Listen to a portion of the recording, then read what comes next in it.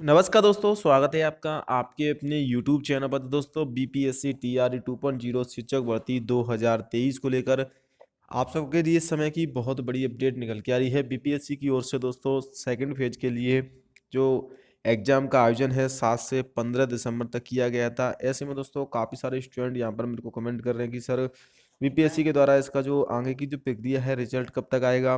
कुछ नए नियम बीच में भी लागू किए गए हैं, जैसे कि एनआईओएस डीएलएड वाले विद्यार्थियों को मौका दिया गया है, लेकिन सिर्फ बीएड वाले विद्यार्थियों को। वहीं दोस्तों एक और अपडेट है, वो है आपकी यहाँ पर कि जो छात्र हैं जिनके द्वारा दोस्तों बीपीएससी की बिहार शिक्षक भर्ती की एग्जाम दी गई है दोस्तों, जो डीएलएड वाले विद्यार्थी उनसे भी दोस्तों सभी डिटेल मांगी गई है। फाइनल आंसर की को लेकर भी काफ़ी सारे स्टूडेंट कन्फ्यूज है कि फाइनल आंसर की में कितने अंक तक के बोनस अंक मिल सकते हैं, क्योंकि फाइनल आंसर की को ऑब्जेक्शन यहाँ पर छात्रों के द्वारा लगाए गए थे, क्योंकि कुछ प्रश्न ऐसे थे दोस्तों मॉडल आंसर की में गलत आंसर माने गए हैं।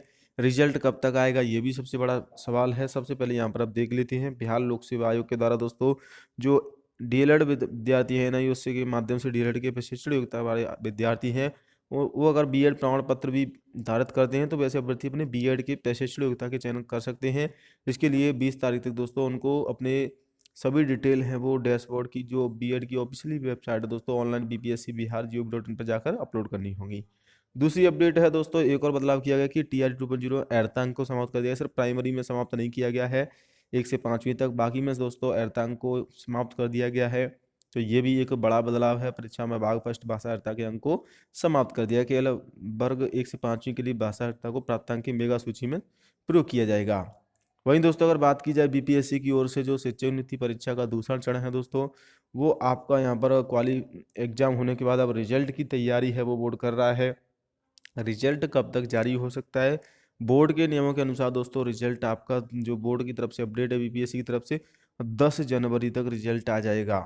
शिक्षावर्ती भाषा में 9 अंक लाने की अनिवार्यता को भी खत्म कर दिया गया है। तो ये भी एक बड़ा बदलाव किया गया है बीपीएससी की ओर से। शिक्षा वाली में एक अभ्यर्थी का एक सीट पर ही रिजल्ट जारी होगा, ये एक और नियम है।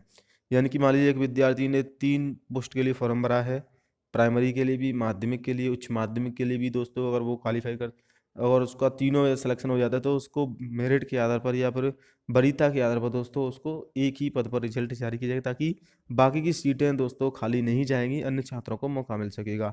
तो ये कुछ बदलाव हैं दोस्तों बीपीएससी की ओर से। हर भर्ती में कुछ ना कुछ नए नियम लागू कर दिए जाते हैं, कुछ ना कुछ बदलाव कर दिया जाता है दोस्तों।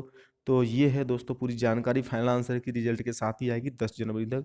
अब आपको 10 से 15 दिन का वेट और करना होगा। तब तक के लिए चैनल को सब्सक्राइब करें। जय हिंद, वंदे मातरम।